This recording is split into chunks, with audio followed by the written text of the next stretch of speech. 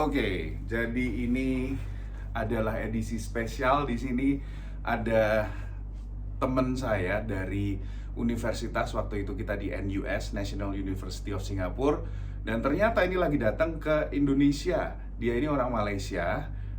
And let me introduce Joshua. Hi.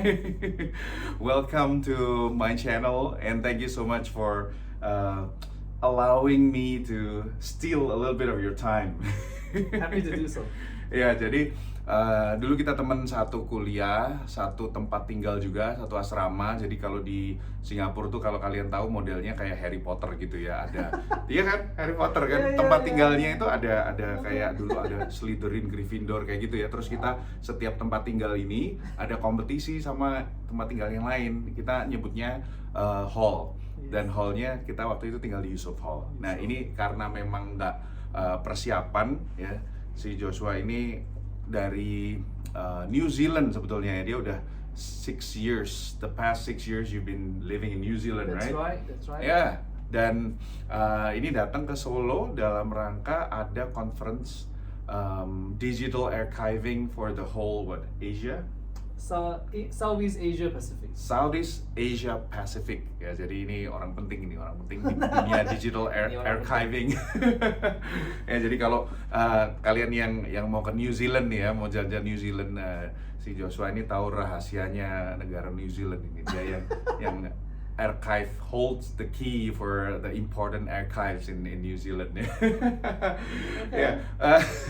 Anyway, today we're just gonna talk casually ya. Kita mau ngomong santai, kita mau belajar ya. Channel kan kalian tahu ya, buat subscribe ke channel saya. Kalau belum subscribe silakan subscribe. Bisa tulis kolom komen juga kalau kalian punya ide ya. Di channel saya itu kita bahas tentang psikologi, kita bahas tentang pendidikan, kita bahas tentang seputar apa yang bisa menambah insight dan value kita. Nah, kali ini saya mau ngobrol khusus ya dengan tamu spesial kita ini tentang pilihan hidup. Pilihan hidup. Kenapa? Karena Joshua ini dia sudah menikah, punya anak 2 ya, dan sudah berpetualang nih dari Malaysia, terus dia pindah ke Singapura, terus abis itu how many years did you work in Singapore for? In total, It's okay. In total, so 2011 to 2013. So that's 2 2013, years, and then after that I did my masters. And then Right. 2015. So 2 plus 3, maybe 6. 6 Working. But in total, I was in Singapore for 12-13 years because Right. studying Ya. and everything else. Udah 13 tahun tinggal di Singapura, dan abis itu kerjanya 6 tahun. Ya, kita share mic ya, ini berhubung bukan Santai, YouTuber santai. profesional, santai. Jadi 13 tahun, so you finish your NUS degree, right? That's In right. 2011 selesai kuliah NUS. Yeah. Dia males, guys. Saya lulus tahun 2010, dia 2011. Play too much. Yeah. And then what did you do for master? What degree was that? Masters of Science Information System. Master S2 Information System di NTU. NTU. Ya, orang Malaysia paham lah bahasa Indonesia, kita nak cakap apa paham. Oh ya, Ya, 80% boleh. 80% kalau sini kita ngomongnya persen kan. Persen peratus. Ya, jadi setelah lulus dari NTU, terus habis itu ke kerja, terus pindah nih 6 tahun sampai sekarang ya, 6 tahun di New Zealand. Nah, jadi kita pengen tahu nih, mungkin banyak yang nonton ini juga orang tua profesional yang muda yang punya anak mungkin masih kecil gitu ya, tapi kok berani ya dia memutuskan untuk pindah ke negara lain ya. How did you make that decision to move from Singapore to New Zealand? I'm just curious. The long story short is I didn't think too much. No,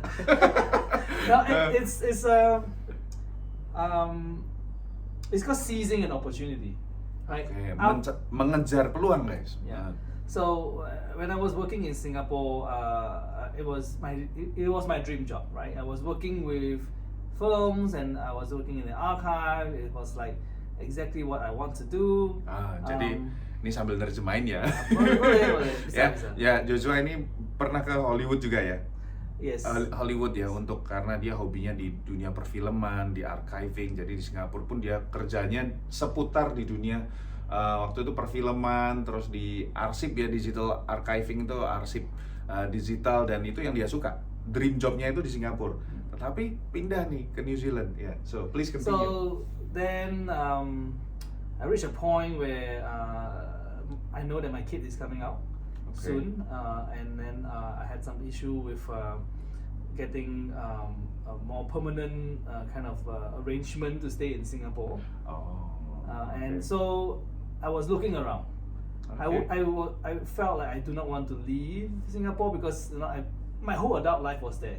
Right, but I need a solution because my kid is gonna come, and if I don't have a more permanent arrangement to be working in Singapore, the cost of living will be very expensive, and I might not be able to live there with a kid. Ya.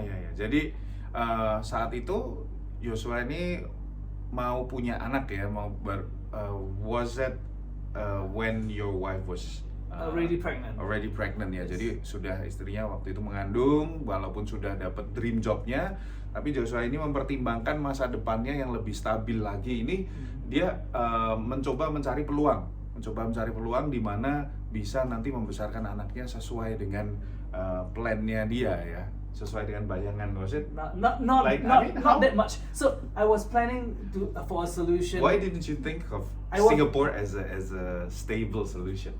Because Singapore refused to accept my application to be a permanent resident. Right. Because of that. So without a permanent resident, it became very difficult to live as just a foreigner. Because for the longest time I was on student visa. Yeah. And then I worked, then I was on employment visa, and then naturally people will apply for a permanent resident. Yes. If you plan to stay in Singapore, why not, right? Yeah. So I did, and I didn't get it, which is unusual. And you can say whatever it is, maybe a divine intervention or whatever it is, but that whole situation opened up this opportunity for New Zealand, because otherwise I would have not thought about it, because I've never been to New Zealand before that. Ini buat teman-teman yang belum pernah tahu tentang Singapura. Singapura itu punya kewarganegaraan, statusnya kalau orang dari luar biasa kerja ke Singapura itu pakai work visa, kalau kuliah student visa atau sekolah student visa.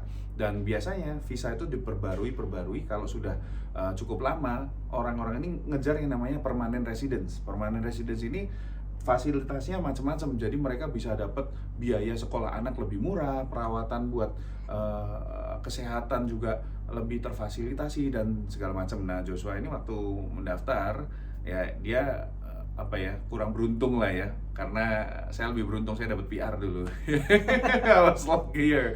Ya, tapi mungkin ya I was actually earlier because I came to Singapore in 2001.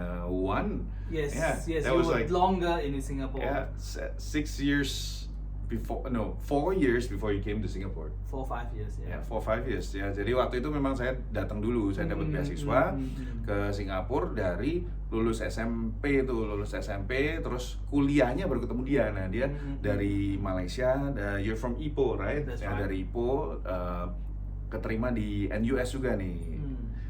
By the way, our school is now ranked 8 in the world. And number 1 in Asia. Has to be number 1 in Asia for a while. Ya, ini tadi baru dapat email ya dari alumni NUS ya. NUS urutan 8 di dunia, nomor 1 di Asia. Not bad ya. Yeah, so congratulations to us. I did nothing to help.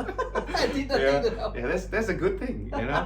It's like investing in long-term asset, ya kan? Okay. Which is our certificate. Ya. Kita padahal lulus NUS juga nggak ngapa-ngapain, tiba-tiba naik aja rankingnya jadi ranking 1 dunia. Tapi anyway ya, lanjut lagi nih. So you decided to search for opportunity, and then there's this job opening in New Zealand. Yes, so at that point in time, my plan was to, if I really couldn't stay in Singapore, my plan is to move back to Malaysia, right? Oh, Because that's right, where right. I'm from, right? So then I figure out something. But then I saw this job posting. I was like, yeah, it looks like I can, but I don't know whether I can. I thought maybe no harm putting in the application. The most the worst thing that will happen is I fail the application. I don't lose anything, right? So I should try it. I should at least give it a chance. But at that point, I have never been to New Zealand. I've never thought that I will have to move everything. You know, it's like I didn't put in too much thought about it. But then I passed through the interview and everything, and then I was actually surprised when I received the phone call that I actually got accepted. Then that is when I was like, oh, okay, this is when you need to think like, how do we do it? Yeah. Jadi memang waktu itu Joshua sudah tahu ya, ini sudah ada deadline, istrinya mengandung, terus harus mencari peluang usaha yang lebih baik nih, terus ada backup plan-nya, dia mau pulang ke Malaysia atau cari tempat lain. Kemudian ada lowongan ternyata di New Zealand, walaupun dia belum pernah ke New Zealand saat itu. Terus coba daftar, ternyata dapet ya, dan ya itu mungkin ya rencana Tuhan seperti itu ya. Mungkin dari sini kita juga bisa belajar, jangan takut untuk mencoba, untuk mencari juga ya, mencari peluang yang ada. Now, you've lived in 3 different countries, right? Malaysia, Singapore, and New Zealand. That's right. Ya, jadi That's sudah tinggal di 3 negara kan. Ini dia di Malaysia sudah pernah, di New Zealand dan juga di Singapura. Which one do you think is the best for you? Yang mana yang paling baik? It's a very difficult question to answer. I think the best place is where you are contented. Right? The best place is when you. Jadi tempat terbaik adalah tempat di mana kamu puas, merasa puas. Yeah. So it is a state of mind, you know, like it's like as I grow older, you realize that you can't have everything, right? Yeah. You want a lot of things, but you can't have everything. So you need to also manage your own expectation and say, okay, what is the more important thing to me? So to me, the best place is in New Zealand right now because my priority is my family and my kids. Right. And my kids, I can see that New Zealand is definitely shaping them and giving them a much better childhood compared to what I had. Okay. And for my family, it's like, you know, this is the trajectory of where I can see for the past 6 years, because 6 years, it's like, yeah, this is okay, it's good. Of course, there is a lot of elements. You know, the longer you stay in the place, you understand things are not what it seems, and then you realize that there's a lot of things looks different from what you saw on the newspaper, and then you were like, but if every single small thing that you see that is not right, that makes you unhappy, then you have to think like, oh, are those really important things? Or is the important thing is my family? Okay. So let me try to translate everything you just said, okay, for the sake of our dear YouTube subscribers. Okay, jadi tadi jawaban dari pertanyaan yang mana dari 3 negara ini yang paling the best gitu ya. Dan Joshua menjawab ternyata yang paling the best itu ya sesuai dengan yang kamu rasakan puas ya saat ini, dan buat Joshua merasa prioritasnya dia ini menentukan prioritas di keluarga, terutama dia melihat untuk pertumbuhan anak-anaknya selama beberapa tahun ke depan ini akan lebih baik di New Zealand dibandingkan waktu Joshua dulu di Malaysia gitu. Jadi dia merasa tempat ini ya memang yang terbaik buat dia, dan tentunya saat kita masuk ke tempat baru, kita ke negara baru, ada banyak yang kita alami juga yang akhirnya kita ngelihat hal-hal yang kurang baik dari tempat itu. Ya, tapi ketika kita ngelihat hal yang kurang baik itu, kita harus kembali lagi evaluasi nih, yang mana yang lebih penting, keluarga atau tempat itu, kejelekan itu gitu ya. Jadi itu tadi yang kurang lebih disampaikan ya. Dan it's interesting and I find that true to what happened in my life too. Yeah, and I think I traveled around in Indonesia as well. I have lived in Jakarta. I've lived in Singapore for like 13 years. Yeah, same like you did. You came back earlier. Yeah. Jadi saya sendiri udah di Singapura 13 tahun, terus pernah tinggal di Jakarta, pernah tinggal di Solo, dan sekarang menikmati tinggal di Solo nih, walaupun kadang-kadang keliling ke beberapa bagian Indonesia. Tapi ya karena nomor satu keluarga ya di situ, melihat keluarga bisa tumbuh di sini ya, dan sama seperti Joshua. Community. The other day we talk about that. Yeah. Community. Yeah, that's I mean, it is an important factor, the community that you are in, and how you think that community is helping you shaping the trajectory of your family, and it's sometimes that is much more precious than maybe another $10,000 you might earn going to another place to work. That is very valuable insight. Yeah. That sometimes I may not even say it out. Ya, tapi kemarin kita ngobrol juga ya, sempat ngobrol dengan Joshua ini waktu dia pertama mendarat tentang membangun komunitas. Ya, jadi banyakan dari kita, terutama di usia muda ini, bekerja untuk mencari nafkah buat keluarga, dan kita lupa untuk membangun atau terlibat dalam suatu komunitas. Padahal komunitas ini bisa membantu kita untuk membentuk masa depan yang lebih baik buat anak-anak kita. Ya, jadi ini bener banget ya. Dan kebetulan, are you involved in community building, anything? So the one thing about New Zealand is especially in Wellington where I am, is very community centric. So I shared with you the other time when we talked, is there's this we call it play center. It is you can say a kindergarten plus preschool, but it's all run by parents.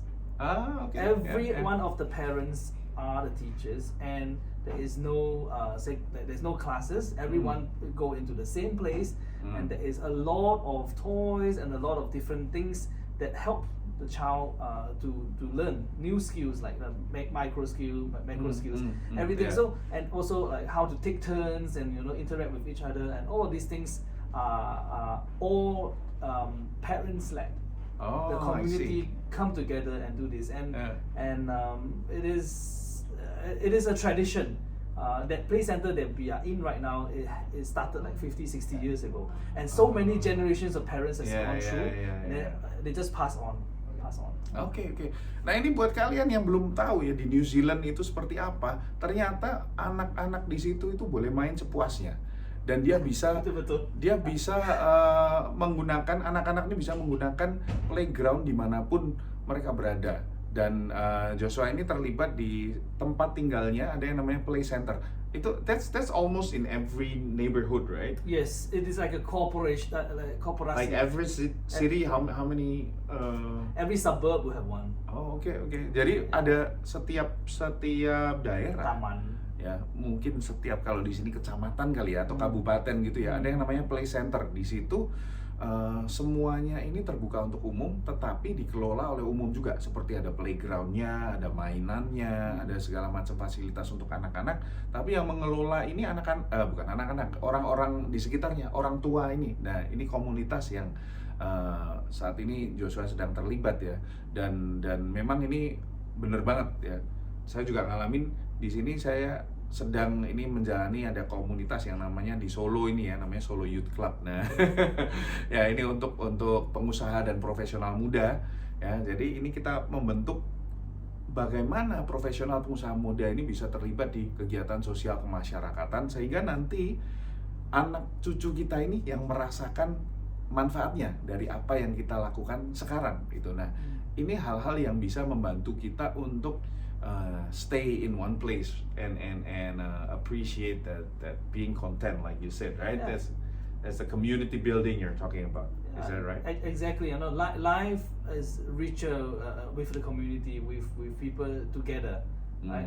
I mean, a lot of the things that we hear that constantly blasting in our ears is oh, you need to be successful, you need to earn a lot of money. Not that those are wrong, but do you have a community?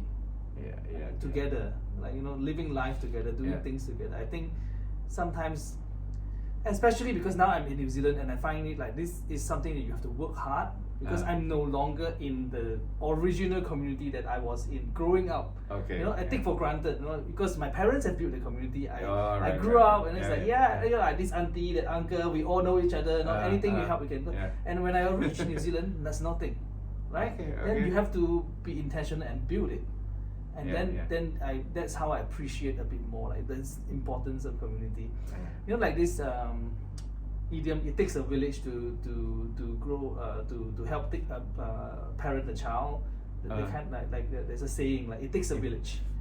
It's an English saying. Oh, yeah. And I think it has a lot of truth in it because sometimes we think that parenting a child or bringing up a child is just the father and the mother, but it's not.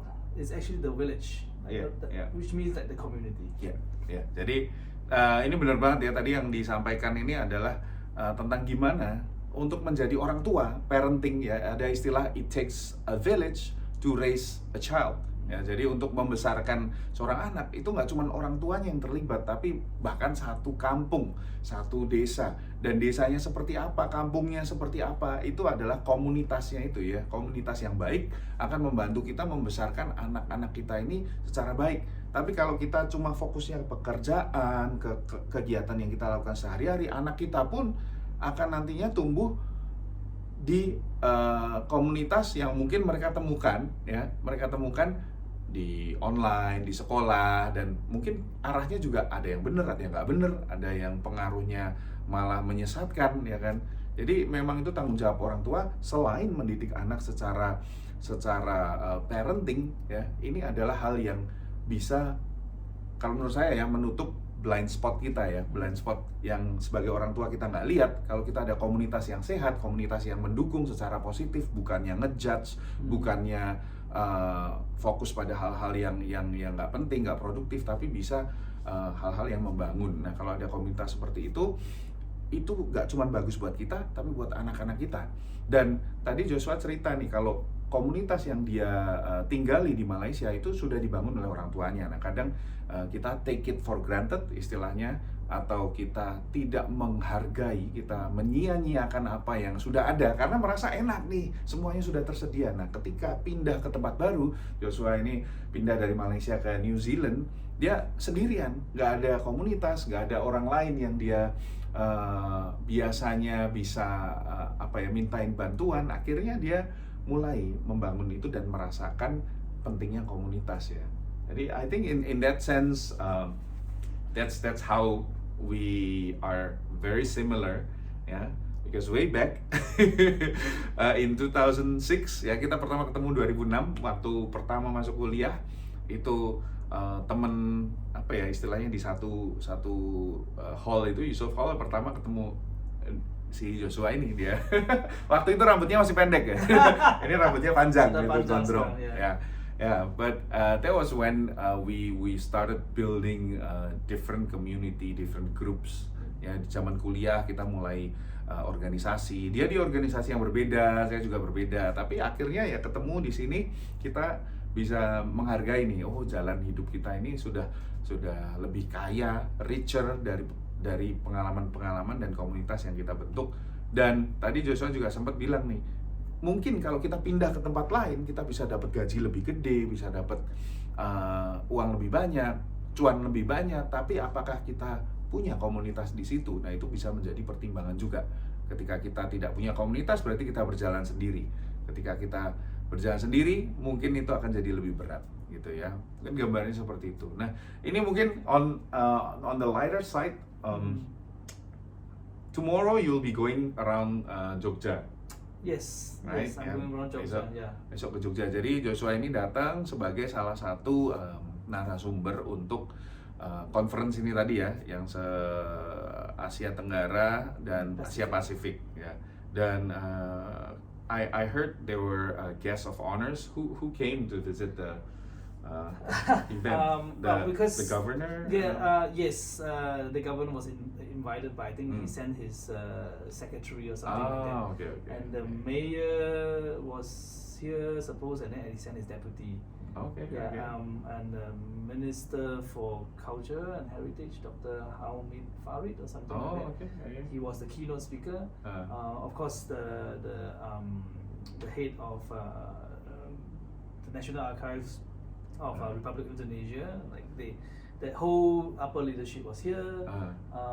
Yeah, it's also because whenever we organize conference like this, we work with the local community and again the community, because conference is not just about the people that comes to the conference, but it's also about an opportunity for the local community to learn about this thing that we're talking about, audiovisual preservation, because it is very hard for people, from a lot of people, to travel to another place to learn something, right? Yeah. So we travel our conference to different locations every year, so that the community can learn what we are doing. Okay. Yeah. So that's why guest of honors from the local government or local council will come. Ya, jadi kemarin acaranya ini berlangsung berapa? 5 hari ya? 5 hari ya. Acara 5 hari, datengin dari ahli-ahli dari seluruh Asia Tenggara dan juga Asia Pasifik dan juga international as well. Internasional ya. 26 countries. 26 negara datang, terus ada juga beberapa menteri, beberapa pejabat yang datang dari seluruh penjuru Indonesia ke sini untuk terlibat dalam acara ini ya. Dan kemarin juga Joshua ini sebagai salah satu penutup ya, you summarize the conference ya. Jadi memberikan rangkumannya dari seluruh konferensi ya. Jadi sebetulnya ini hal yang menarik ya. Dulu kita mulai hanya sebagai pelajar gitu kan, kita hanya sebagai mahasiswa, dan akhirnya kita terlibat nih di universitas, kita terlibat di berbagai kegiatan.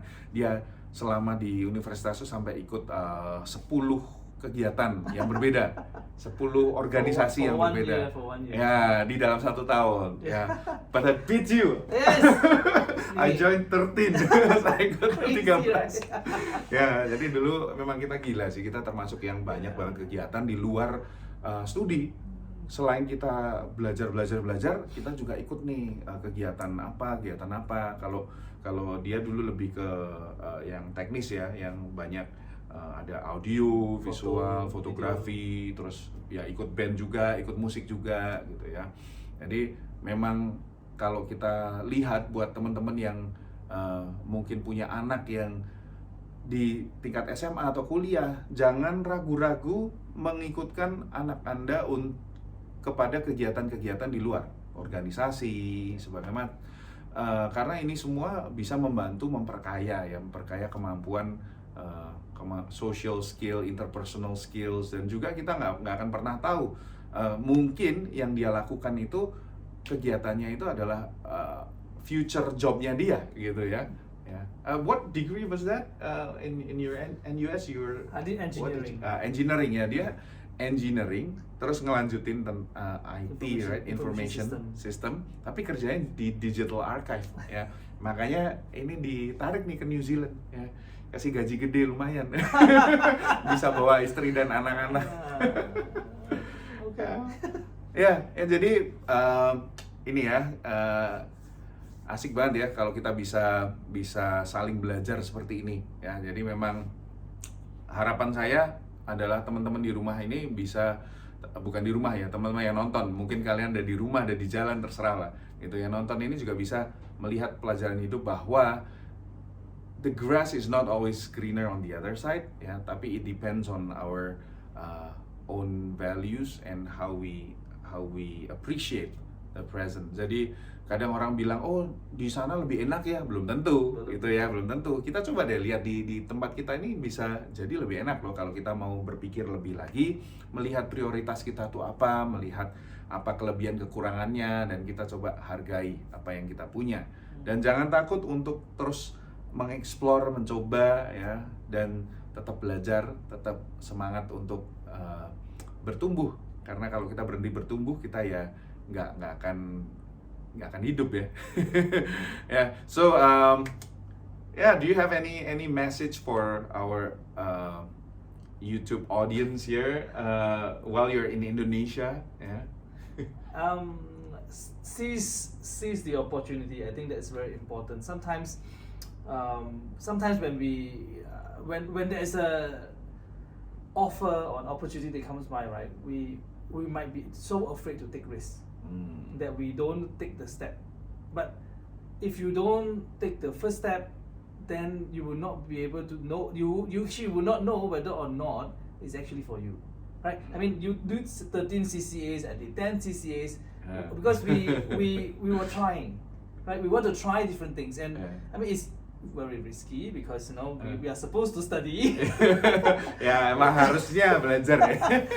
but we want to explore, right? And then that's how we figure out. After a while, year 3, year 4, then it becomes less and less because we know which one makes what we want to do, or helps us, or makes us feel good, or whatever it is, and then we focus on those things. But if I didn't have the 10, I might not even have the 1. So you have to try, not be afraid to try. Oke, that's great. Ya, luar biasa sekali ya. Jadi ini tadi intinya Joshua mau menyampaikan jangan takut untuk explore, jangan takut untuk mencoba, dan dengan berani mencoba peluang yang ada, berani mencoba kesempatan yang ada, itu kita misalkan kita mencoba 10 hal yang berbeda, ya mungkin akan ada yang biasa aja, ada yang gagal, tapi siapa tahu dari 10 ini kita akan menemukan satu yang jalan untuk kita gitu. Karena kalau kita nggak explore 10 ini, mungkin kita nggak akan menemukan satu jalan yang benar-benar pas buat kita.